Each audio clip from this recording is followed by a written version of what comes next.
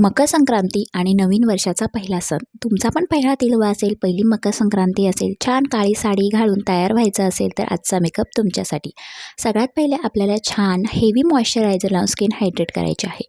यानंतर आपण primer apply करणार आहोत. प्रायमरने आपला मेकअप लॉंग लास्टिंग होईल. यानंतर मी इथे लॅक्मेचं फाउंडेशन घेतलेलं आहे. पूर्ण चेहऱ्यावर डॉट करून मी अप्लाय केलेलं आहे. फाउंडेशन आपल्याला कमी प्रमाणात अप्लाय करायचं आहे, जेणेकरून कमी लेअर चेहऱ्यावर अप्लाय होतील.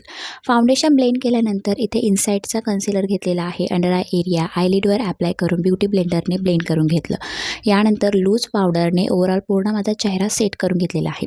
मार्सच्या ॲब्रो पेन्सिलने मी ॲब्रो व्यवस्थित फिल करून घेतलेला आहे. यानंतर स्विस ब्युटीचा आयशॅडो पॅलेट घेतलेला आहे. यातला रेडिश कलर घेऊन अशा प्रकारे पूर्ण आयलिडवर मी अप्लाय केलेला आहे. यानंतर एक रेडिश शिमर करून मी सेंटर लिडवर अप्लाय केलेला आहे.